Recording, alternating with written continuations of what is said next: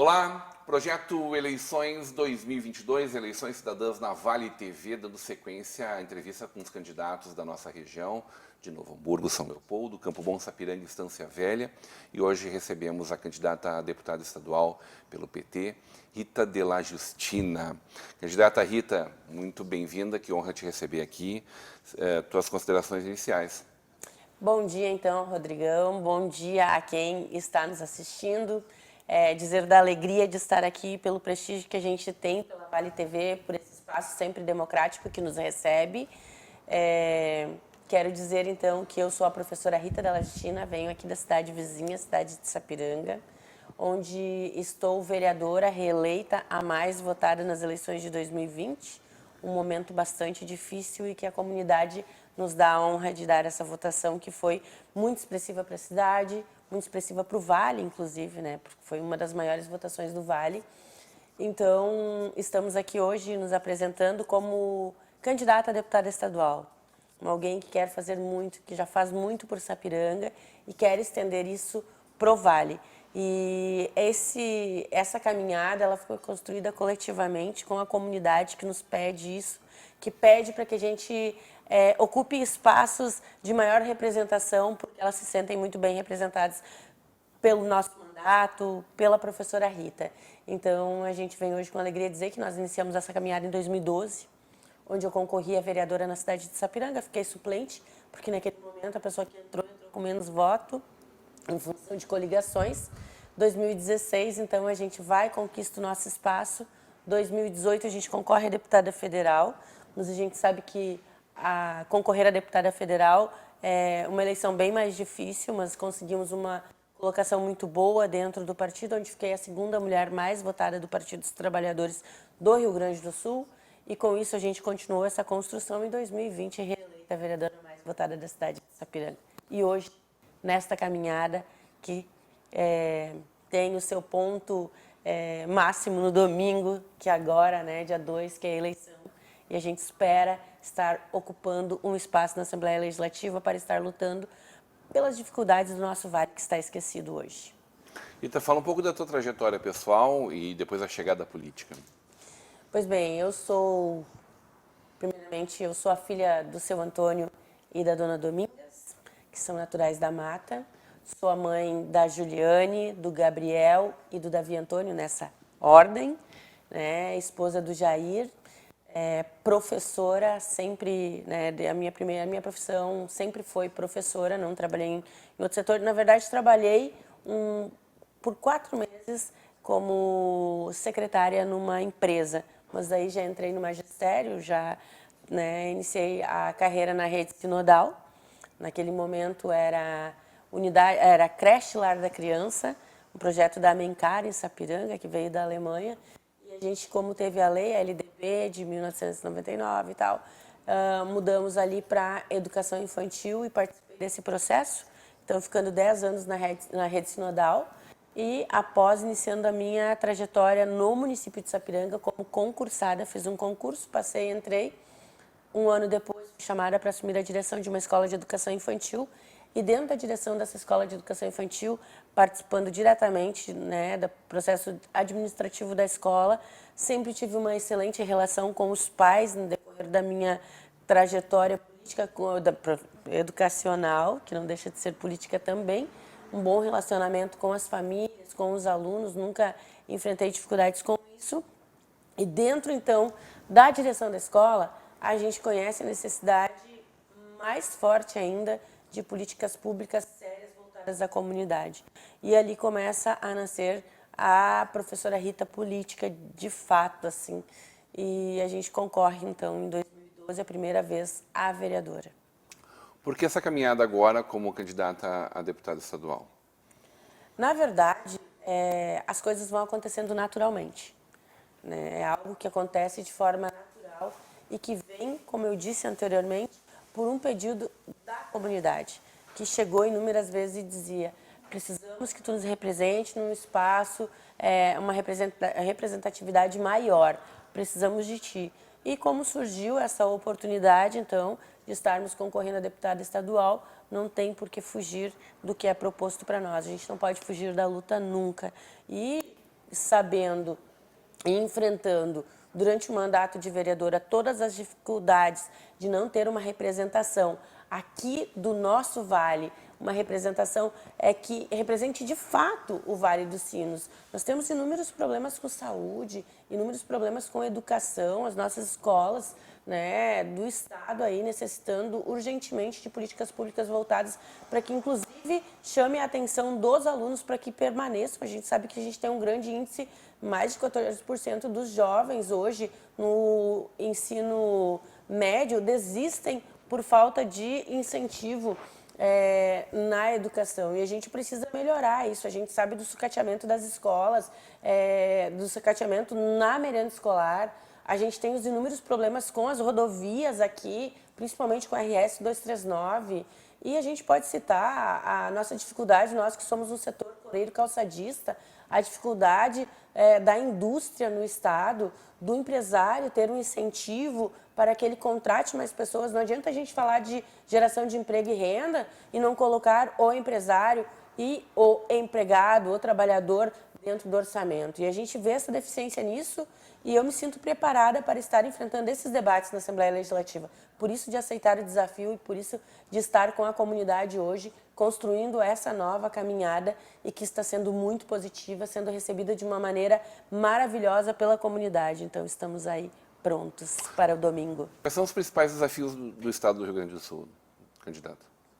Olha, como eu vinha citando agora na fala anterior, o que nos leva a estar hoje concorrendo a deputada estadual são esses desafios na saúde. A gente sabe que esse pós-pandemia e que preciso falar aqui para seguir a deficiência de alimentação, que hoje nós temos mais de 1.400.000 gaúchos que não têm o que comer, que estão no mapa da fome aqui no Rio Grande do Sul, juntamente com os 35 milhões do país. Diante disso, a gente sabe que as pessoas adoecem mais, nós já tínhamos, o sistema de saúde já estava deficitário e agora nós temos uma deficiência muito maior, com um Estado que não corresponde a essa deficiência, que as pessoas aguardam, muitas vezes morrem esperando um atendimento pelo SUS, uma cirurgia, um exame, uma consulta. Então, esse é um problema que a gente precisa resolver e que ele foi agora ainda mais prejudicado com esses programas aí que tivemos o congelamento dos recursos, né? Com isso, a gente sabe que aumentou. Então, eu quero ser a voz que vai estar representando essa camada da sociedade que está enfrentando essa dificuldade. Citei aqui os inúmeros problemas da educação, né? Onde nós temos escolas sucateadas, onde nós temos deficiência com a merenda, 33 centavos por aluno para a merenda escolar, no momento que o país, que o Estado enfrenta uma situação econômica gravíssima, onde as pessoas estão com fome, a escola deveria estar também assumindo esse papel e nós recebemos 33 centavos por aluno. Isso é vergonhoso, isso não cabe nem a uma discussão, é extremamente, além de vergonhoso, é triste demais a situação que colocam os nossos alunos das escolas estaduais. Enfrentamos também a deficiência de salário dos nossos educadores, dos profissionais da educação, dos nossos servidores públicos do Estado.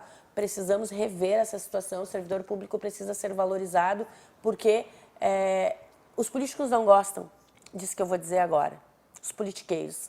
O servidor público é quem permanece construindo a história do Estado, do município, do país. É o servidor público que permanece no sistema público, né? E com isso os políticos passam e não valorizam porque eles não gostam. Muitas vezes é o servidor público que denuncia a fraude de um político, por isso que os servidores públicos são tão odiados. Eu sei porque eu também sou servidora pública.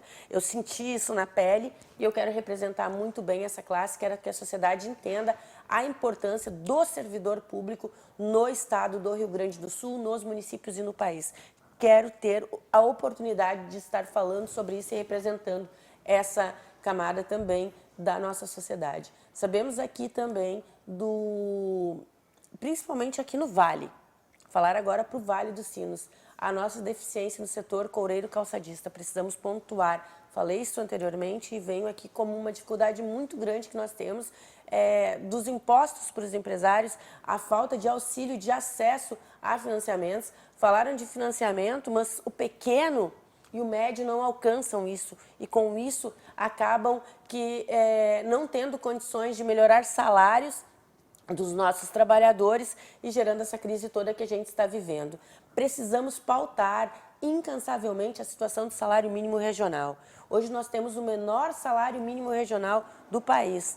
Paraná, R$ 1.607, Rio Grande do Sul, 1.212. É vergonhoso porque pagamos pouco para quem trabalha e cobramos muito na hora de alimentar a população, porque temos a maior cesta básica do Rio Grande do Sul. Do Rio Grande do Sul não, do país, desculpa. E eu quero estar pautando isso com muita garra para defender o nosso povo que tanto precisa. Precisamos e já assumimos esse compromisso com o nosso governador, que vai ser o nosso governador Edgar Preto, onde assumimos um compromisso de valorizar o salário mínimo e de chegar aos níveis que hoje nós encontramos Paraná, Santa Catarina.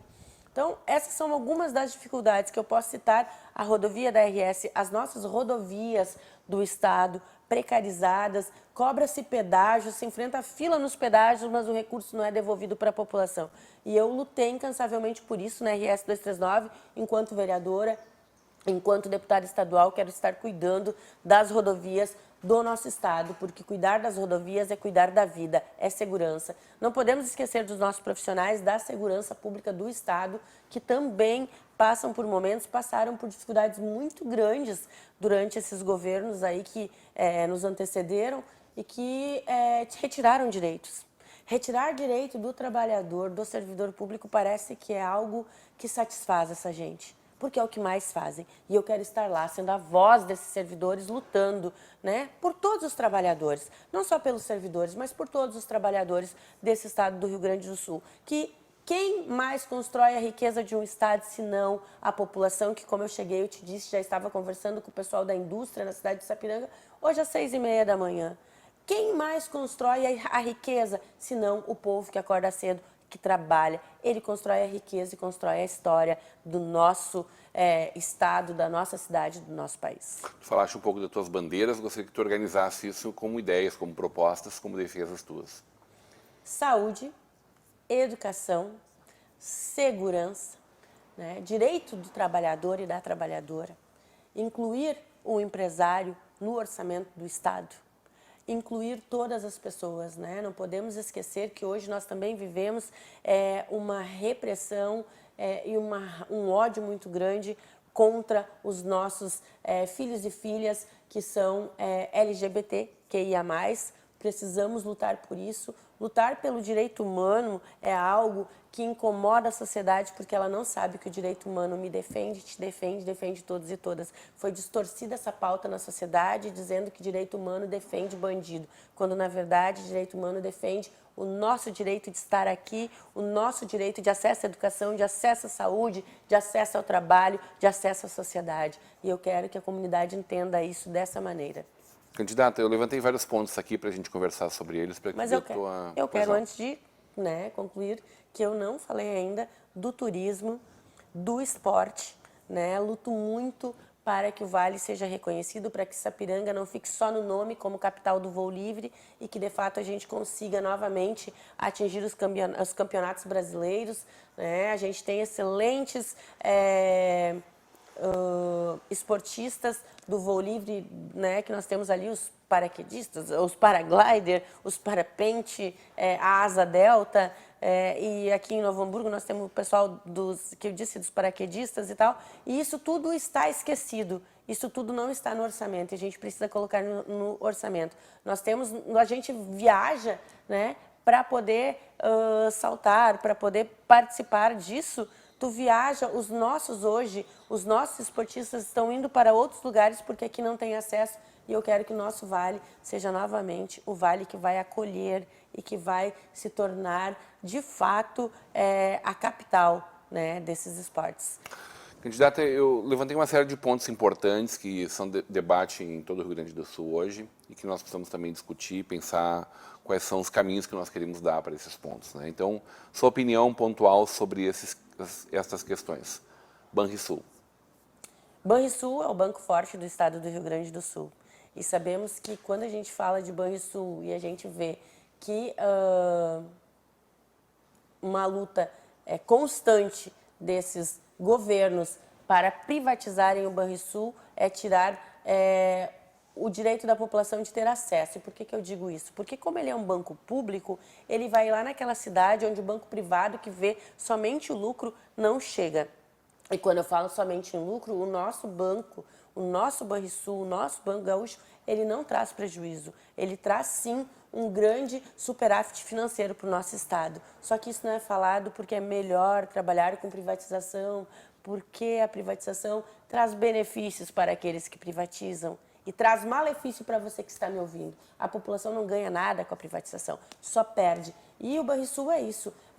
Vamos tirar o direito da população que vive lá no interior, lá naquela cidade pequena, de ter acesso ao banco. Sem contar os financiamentos todos que são oferecidos para os nossos agricultores, para a nossa população, para os nossos empresários, né? E isso é um banco público. O banco público tem que servir ao público. Se a gente privatizar, a gente vai perder esse grande patrimônio do Rio Grande do Sul. Corsã. Da mesma forma, falar de água é falar de vida, falar de água tratada é falar de saúde, né? Nós precisamos urgentemente tirarmos a Corsã do sucateamento, porque o objetivo desses governos é sucatear a Corsã, tirar o investimento da Corsã, tirar os funcionários da Corsã, e dessa forma que estão fazendo, a população criou uma raiva tão grande contra a Corsã, porque a água não chega em casa, porque a água chegou suja, e inúmeros fatores que nos são elencados diariamente pela sociedade. Mas, sociedade, isso só está acontecendo porque, de fato, é isso que o governo quer que tu penses, que a Corsã não presta, para depois, quando privatizar a Corsã, tu já te prepara. É 30% a mais na tua conta de água no mês seguinte à privatização. Nós precisamos lutar incansavelmente para que a água continue pública. A água é vida, não pode ser mercadoria, e nós precisamos lutar por isso. Lutar para que tenhamos mais funcionários, para que funcione de fato a Corsã, lutar para que existam investimentos, e não tem prejuízo também na Corsã. Rodrigo, não tem prejuízo, e é o contrário, né? Dar vida, investir em saneamento básico, investir em saúde, é diminuir o recurso que vai precisar ser usado no SUS, porque se a pessoa não adoece, não precisa usar a saúde. Pedágios e o pedágio da RS 118. Pedágio é algo que retira da população. A gente já paga imposto, né? A gente já paga o nosso IPVA, a gente já paga imposto o tempo todo, e ainda mais cobram esses altos impostos, esses pedágios, para que a gente circule nas rodovias. E o pior do que isso ainda, além de cobrar, não investem. Nós estamos com rodovias sucateadas, sem segurança. Nós pegamos o exemplo das rodovias aí com alto índice de morte, e que semana passada eu tive que ler ainda que nos últimos 10 anos o menor índice de mortes está registrado nas rodovias, porque não são os familiares deles que estão estendidos nessas RS, que não são os familiares deles que estão ali mortos e que esperam, a população espera urgentemente investimento nessas rodovias, em iluminação, em sinalização, em passarelas. As rodovias que cortam os perímetros urbanos da cidade precisam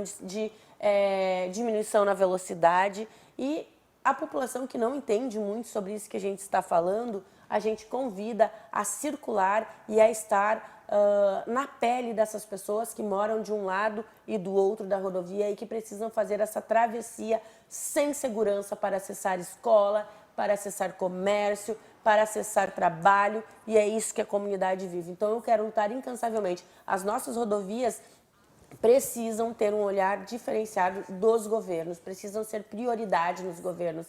E o pedágio é isso.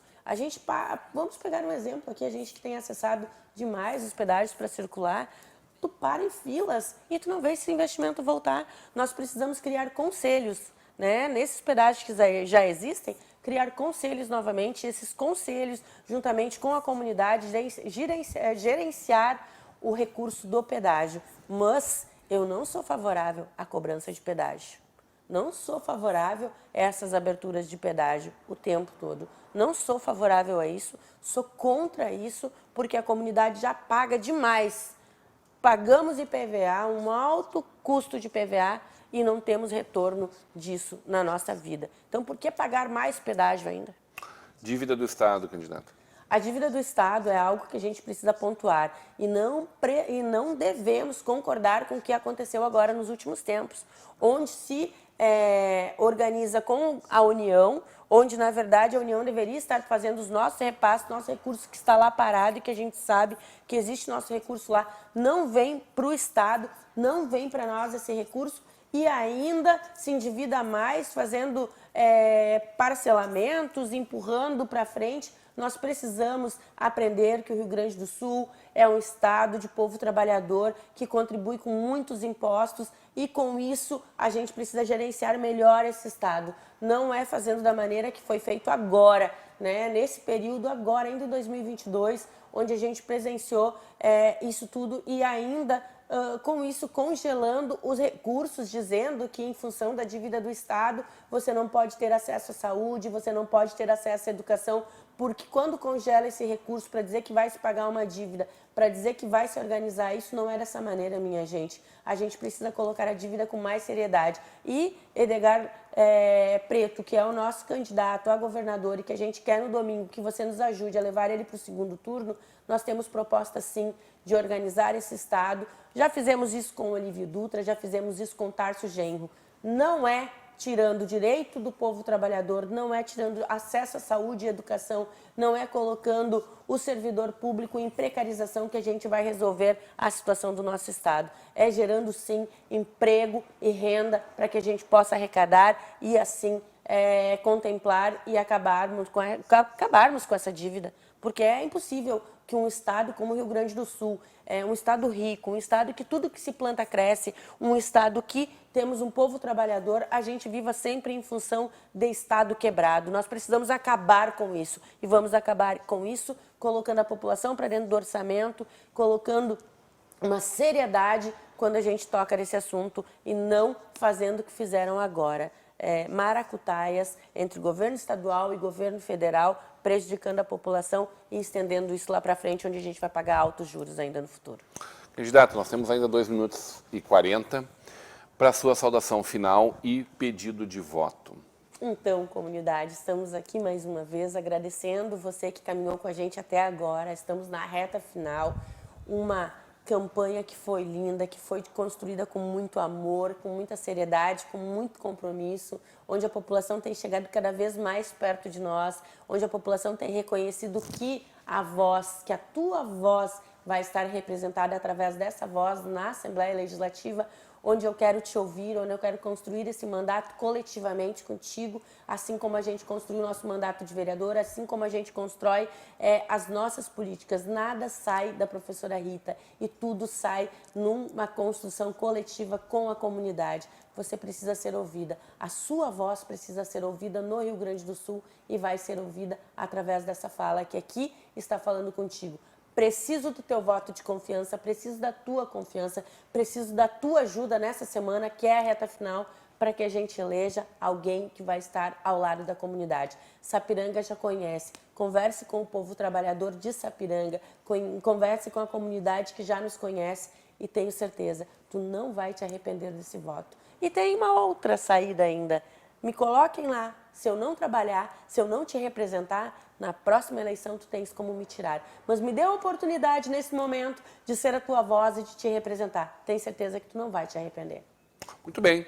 A nossa Vale TV pretende ter contribuído dentro do processo democrático para que a gente possa fazer um bom debate, uma boa divulgação dos nossos candidatos da nossa região, para que o voto, se possível, fique aqui na nossa região, mas respeitando as escolhas de cada eleitor. E no próximo domingo, a partir das 7 horas da manhã, a Vale TV estará ao longo de todo o dia trazendo informação minuto a minuto. Contamos desde já também com a participação da candidata ao longo desse dia, para que aqui esteja conosco, mas nos vemos no próximo domingo. E é 13.213. Eu esqueci de dizer o número, eu acho. 13.213, professora Rita Della Justina. Um bom dia a todos.